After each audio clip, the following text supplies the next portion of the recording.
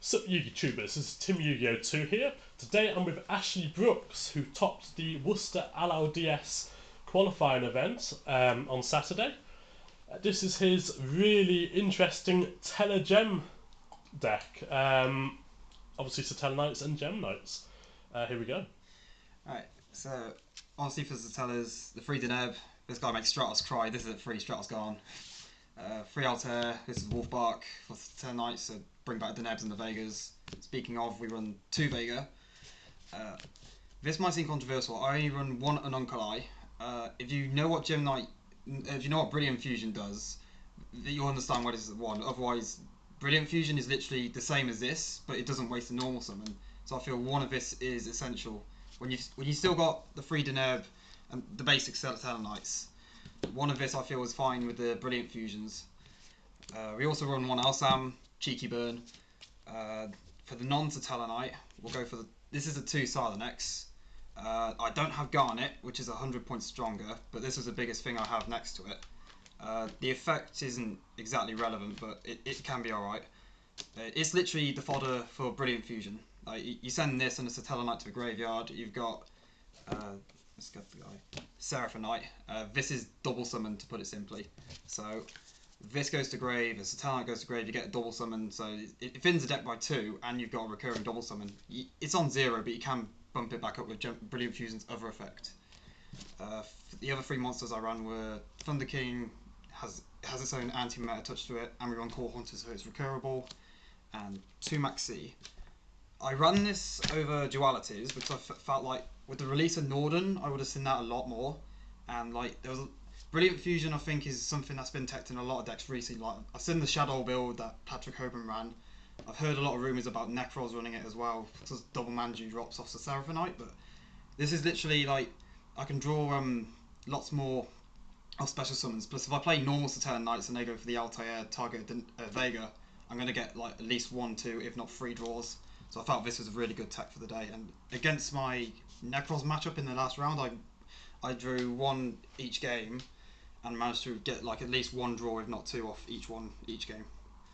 That's the monsters. For the spells, the staple 2 first, Regeki and Book of Moon. I feel they're essential. Ball clearance, disruption play. Free Rotor, add the Stratos, or anything else as well, so like Altair. The card of the deck, Brilliant Fusion. So this is the Foolish Burial in a fusion spell, so it's literally Shadow Fusion. So when activated, send a Gem Knight and a Satella Knight.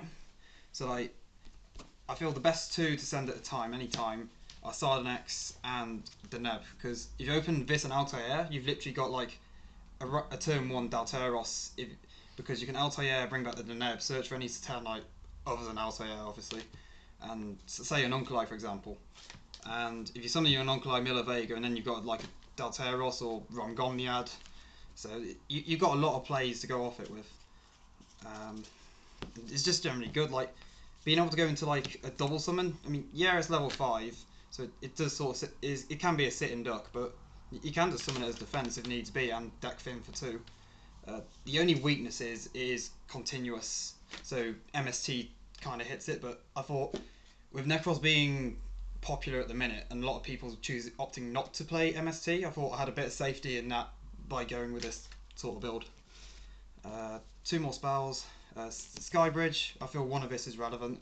So it just like chain it to a Fiendish Chain if they try to block the Neb, get another monster and a Surge. It's really cool. And Soul Charge, because if Altairs and Core Horns were enough, let's have this as well. Onto the traps. Nova. Negate anything except summons and draw 1. This was really cheeky as well. I loved it. Game 3 in my Saturnite matchup round 4, I opened 3 of this Rotor and Altair. It was very rude but very strong. The guy was literally amazed at the time, and it was relevant. Free Fiendish, effect negation, bounce it off a Travere, reset it. That's naughty. Free Caller Haunted, recurable reborn, bounce off Travere, same reason as Fiendish. Normal traps, we have a Solemn Warning, generic summon negation. Bottomless, very good. Torrential Tribute, just nuke boards. Emptiness because it's a floodgate. I was testing double storming Mirror Force. Similar to Maxi's, I felt this card over Mirror Force would be better because there'd be more XYZ or Synchro plays or even Fusion plays as well. And it was just a better way of getting them off the board. And a lot of decks can float, so it's just a way of like preventing floating decks from getting advantage. That's the 40 cards from the main. Extra deck, we have the 2 Seraphonite. So the double summon. Brilliant Fusion summons to 0, but you can discard a spell to make it 2/3 again. But most times you will be summoning it in defense and then trying to like get as many normal summons off it as possible. So that's that. So Tellarknights, we have the 1 Dalteros. It stops, well, if it resolves and they can't stop it, then your summons are pretty much safe. Trevere, might as well call this Tellarknight Trune, to be honest. This is amazing. I didn't actually drop one of these until like game 3, but in the Satella Knight matchup I had round 4, the pure Satella Knight, it was I got this off once in game 3, and against Necros, I must have dropped this at least 3 or 4 times around the whole match. I thought it was really relevant. Discarding the cards as well is so good. Like I didn't hit the Valk with the Trevere, but taking the advantages off them was key for me. 1 Ptolemaeus, because main phase 2, fast track a diamond, if you only have the 2 monsters. I don't run any other rank 5s for this is just a fast track. Speaking of, we have a diamond. I didn't see any dark decks, but I did play against Zincrons round 3 and I made this, which was somewhat relevant, but I think the particular game I summoned it, both of us weren't drawing very good, so it didn't have as...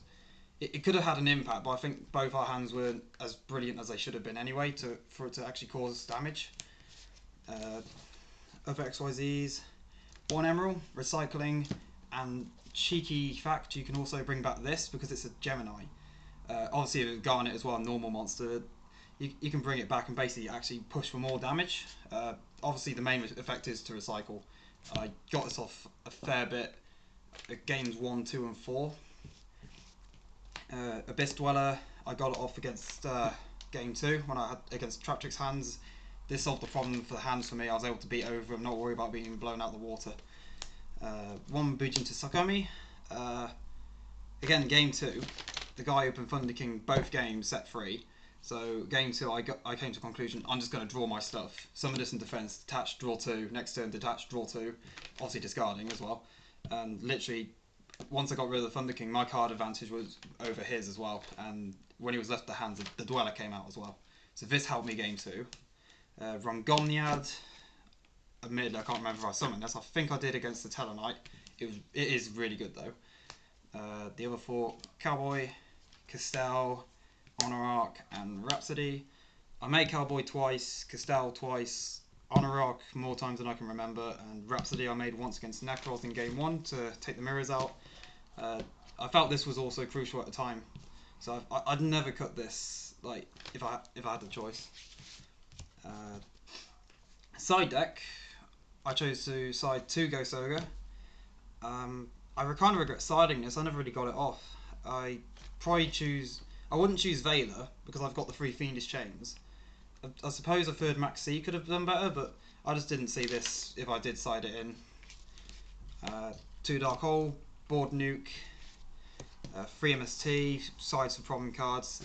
I sided this every game except round 3 against Zincrons, but I only saw this once in the Saturnite Mirror match, and the card I changed it to was a Call of Haunted, so I actually lost out.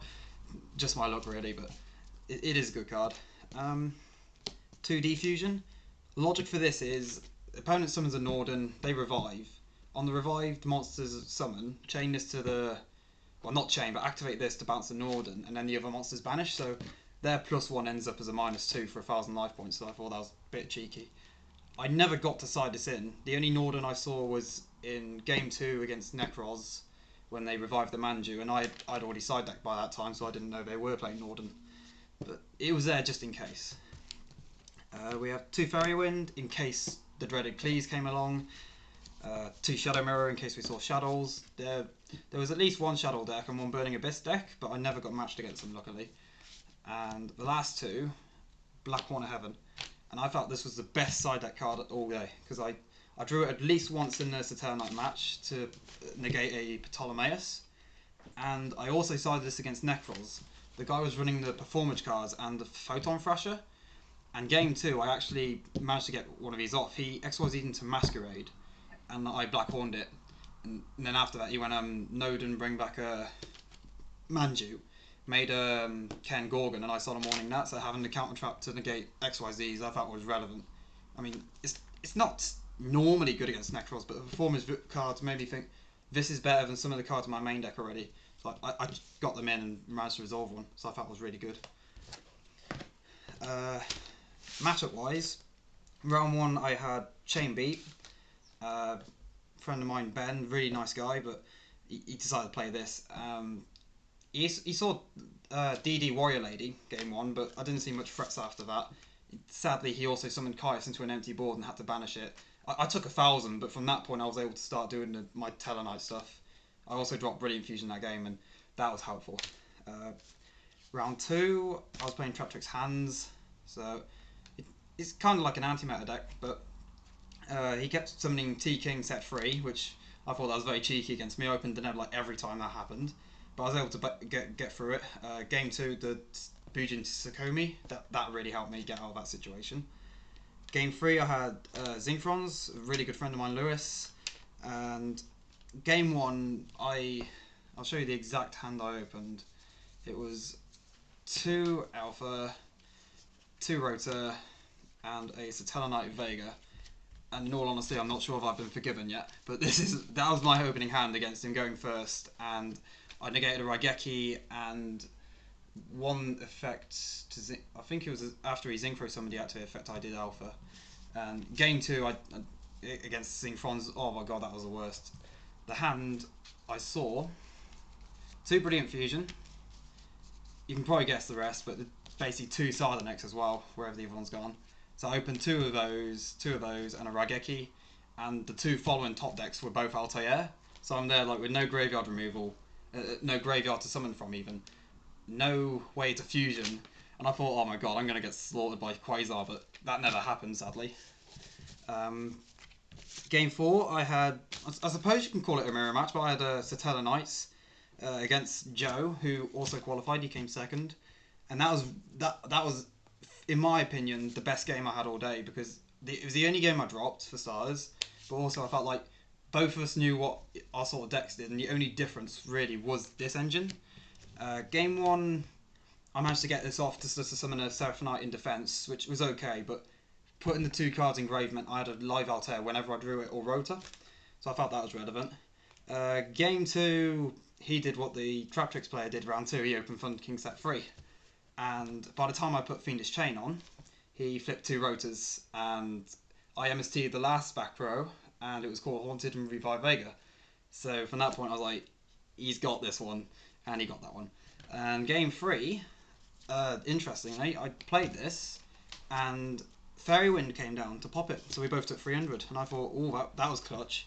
So I could have lost from there, but luckily I was able to win the game. That was also the game I opened 3 of this, Rota and Altair. So, like, from that start for him to then nearly pull it back as well, I was scared about round 3, to be honest, but I pulled through. And then against Necros, the first game went on for a while. Like, he got to a point where I had no cards in hand, but I had to Alpha to negate something. So I had a card in hand, so Trishula was live, and he made a Cairn Gorgon, which I thought, okay, that's fine. I had Fiendish and Book set, and then he went to make the Trishula play, and something just clicked in my head. I was like, oh, I can't even stop this. So I had to let myself be Trished, but luckily I was able to follow that up with a Triver, bounce both to hand, well, Cairn Gorgon to extra, Trish to hand, and the Triver started putting in work from there. And game 2, I didn't open great, but I had Maxi, Black Hornet Heaven, and I drew into a Solemn Warning for the turn afterwards because I went second. And the Black Horn and the Solemn paid later on, and Triver, honestly, I think Triver was the best thing. Game 1 against Necros as well, whilst I remember it. I also Brilliant Fusions that game, and I book a Moon to Valk after the whole Ken Gorgon thing in game 1, and what did I do? I dropped Seraphonite. I was able to summon a Vega for no effect because I didn't have any of Satellas. Summon a Thunder King after that, I already had a Trevera on the board. I also had another level 4. So I just made Dalteros pop the set Valkyrus and tacked through. I felt that was really good. Um, the main reason I chose to run this over anything was mostly for the Foolish Burial effect. So like send any 2 Satellas. Honestly, I think the best hand that you can open with this deck would be just those 2 alone. So you open these 2. You play this one. So you can send your Garnex. If you don't open a Deneb, it's worth milling to the Deneb because at least you can get a summon. So mill those 2 to a graveyard. You summon your Altair. Deneb comes back. Deneb searches. So you can get for like Alsham or an Uncle in this instance. I'd obviously go for an Uncle, summon that to mill the Vega, so you've got more options. And you've honestly got a rank 3 right there. An Uncle will be summoned because you have the Seraphonite, which is the double summon. So I honestly feel this engine puts so much creativity into this deck. Like, I know a lot of people sort of feel like, oh, it's just Satella Knights. They're a bit boring now. It's just back row dot deck. But I honestly feel this added a lot more to it. Another thing, I wasn't running Norden. I just felt like I'd rather just prepare for Norden by countering it. And I felt the Brilliant Fusion was a lot more better than like instant fusioning pay 1,000. There's so many ways that can go wrong, and I just thought like the Brilliant Fusion was a lot safer for me, and just a double Foolish and what I feel is like a fairly Necros dominated format, especially with the Performages. So I thought like MST is not being played commonly at the minute. I can probably get away with this, and luckily I did. The only time a Brilliant Fusion was really stopped was the Fairywind in the Satellite matchup. So yeah, it's been Ashley Brooks with his Tellargem deck. I really hope you've enjoyed this profile. He went 5-0 on the day, only dropping 1 game throughout the day, and has qualified for the local Legend Duelist Series Stage 2. Please like, comment and subscribe. Peace.